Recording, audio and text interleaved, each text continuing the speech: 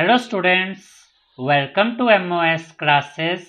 आज हम 7th class Hindi NCERT के पाठ 4 कठपुतली के प्रश्न उत्तर समझेंगे। सबसे पहले हम देखेंगे कविता से का प्रश्न 1, कठपुतली को गुस्सा क्यों आया। तो इसका उत्तर है, कठपुतली को गुस्सा इसलिए आया क्योंकि उसे सदैव दूसरों के इशारों पर नाचना पड़ता है और वह लंबे अरसे से धागे में बंधी है। वह अपने पांव पर खड़ी होकर आत्मनिर्भर बनना चाहती है। धागे में बंधना उसे पराधीनता लगता है, इसलिए उसे गुस्सा आता है।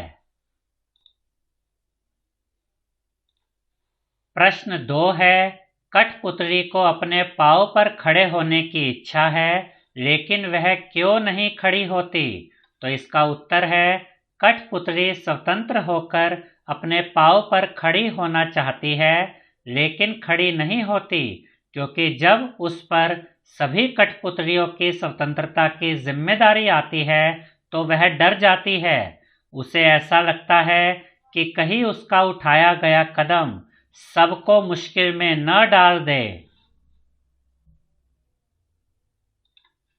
प्रश्न 3 है, पहली कठपुतली की बात दूसरी कठपुतलियों को क्यों अच्छी लगी। तो इसका उत्तर है, पहली कठपुतली की बात दूसरी कठपुतलियों को बहुत अच्छी लगी क्योंकि वे भी स्वतंत्र होना चाहती थी और अपने पांव पर खड़ी होना चाहती थी।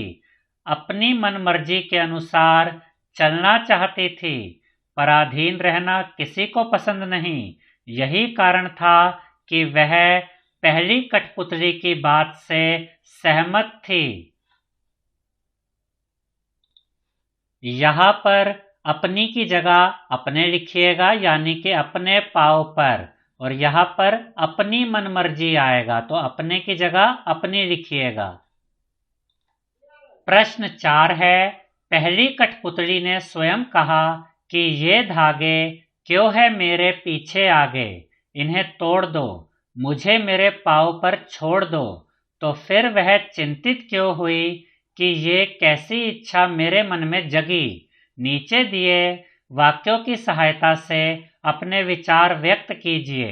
उसे दूसरी कठपुतलियों की जिम्मेदारी महसूस होने लगी। उसे शीघ्र स्वतंत्र होने की चिंता होने लगी। वह स्वतंत्रता की इच्छा को साकार करने और स्वतंत्रता को हमेशा बनाए रखने के उपाय सोचने लगी। वह डर गई क्योंकि उसकी उम्र कम थी। इसका उत्तर है, पहली कठपुतली गुलामी का जीवन जीते जीते दुखी हो गई थी। धागों में बंधी कठपुतलियां दूसरों के इशारे पर नाचना ही अपना जीवन मानती हैं, लेकिन एक बार एक कठपुतली ने विद्रोह कर दिया। उसके मन में शीघ्र ही स्वतंत्र होने की लालसा जागृत हुई, अतः उसने आजादी के लिए अपनी इच्छा जताई। लेकिन सारी कठपुतलियां उसके हाँ में हाँ मिलाने लगी और उनके नेतृत्व में विद्रोह के लिए तैयार होने लगी। लेकिन जब उसे अपने ऊपर दूसरी कठपुतलियों की जिम्मेदारी का एहसास हुआ तो वह डर गई। उसे ऐसा लगने लगा, न जाने स्वतंत्रता का जीवन भी कैसा होगा। यही कारण था कि पहली कठपुतली चिंतित होकर अपने फैसले के विषय में सोचने लगी। यहाँ पर उनके की जगह आप उसके लिखिएगा, उसके नेतृत्व में। अब हम देखेंगे कविता से आगे का प्रश्न 1, बहुत दिन हुए हमें अपने मन के छंद छुए। इस पंक्ति का अर्थ और क्या हो सकता है। नीचे दिए हुए वाक्यों की सहायता से सोचिए और अर्थ लिखिए। तो इसका पहले अर्थ के लिए हमें यह ऑप्शन दिया गया है, बहुत दिन हो गए मन में कोई उमंग नहीं आई। बहुत दिन हो गए मन के भीतर कविता सी कोई बात नहीं उठी जिसमें छंद हो, लय हो। बहुत दिन हो गए गाने गुनगुनाने का मन नहीं हुआ। बहुत दिन हो गए मन का दुख दूर नहीं हुआ और न मन में खुशी आई। तो इसका उत्तर है, बहुत दिन हुए हमें अपने मन के छंद छुए। इसका यह अर्थ है कि बहुत दिन हो गए मन का दुख दूर नहीं हुआ और न मन में खुशी आई, अर्थात कठपुतलियां परतंत्रता से अत्यधिक दुखी है। परतंत्रता होता है दूसरे की गुलामी करना, दूसरे के अधिकार में रहना। उन्हें ऐसा लगता है जैसे वे अपने मन की चाह को जान ही नहीं पाती। पहली कठपुतली के कहने से उनके मन में आजादी की उमंग जागी। यानी कि जब पहली कठपुतली ने कहा कि मैं आजाद होना चाहती हूँ, तो बाकी कठपुतलियों के मन में भी यह आया कि हम भी आजाद होना चाहती हैं, अपनी मर्जी से अपना जीवन जीना चाहती हैं। प्रश्न 2 है, नीचे 2 स्वतंत्रता आंदोलनों के वर्ष दिए गए हैं।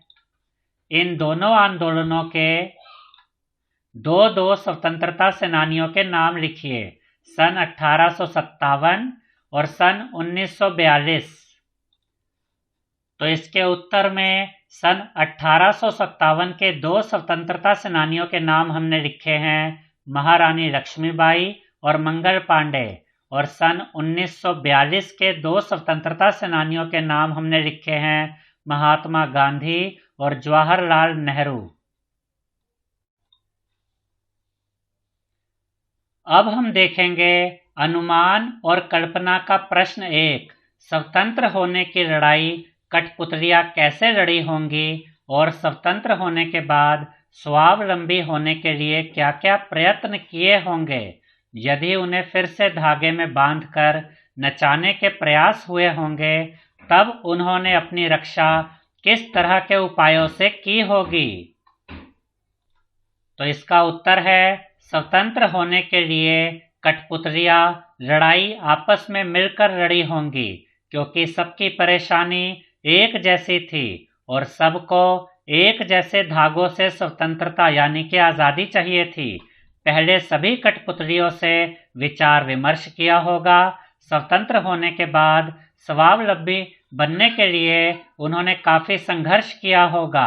अपने पांव पर खड़े होने के लिए बहुत परिश्रम किया होगा।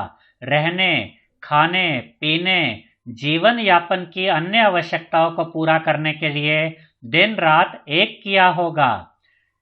यदि फिर भी उन्हें धागे में बांधकर नचाने का प्रयास किया गया होगा, तो उन्होंने एकजुट होकर इसका विरोध किया होगा, क्योंकि गुलामी में सारे सुख होने के बावजूद आजाद रहना ही सबको अच्छा लगता है।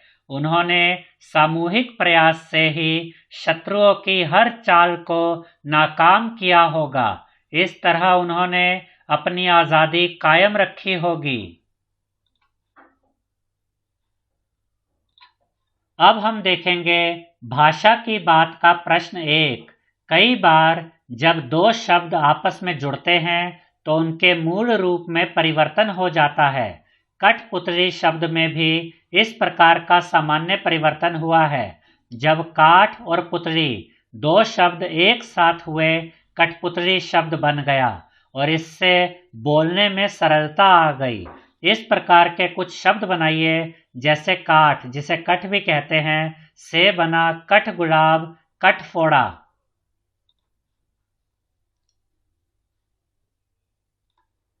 तो इसके उत्तर में हम लिखेंगे, हाथ और करघा को अगर हम एक साथ जोड़ दें तो क्या बनता है, हथकरघा। हाथ और कड़ी, हथकड़ी। सोन और परी, सोन परी। मिट्टी और कोड, मटकोड या मटमैला। हाथ और गोला, हथ गोला।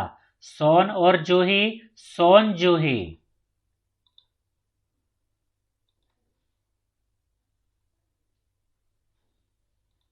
अब हम देखेंगे प्रश्न 2। कविता की भाषा में लय या तालमेल बनाने के लिए प्रचलित शब्दों और वाक्यों में बदलाव होता है। जैसे आगे पीछे अधिक प्रचलित शब्दों की जोड़ी है, लेकिन कविता में पीछे आगे का प्रयोग हुआ है। यहाँ आगे का बोली ये धागे से ध्वनि का तालमेल है। इस प्रकार के शब्दों की जोड़ियों में आप भी परिवर्तन कीजिए।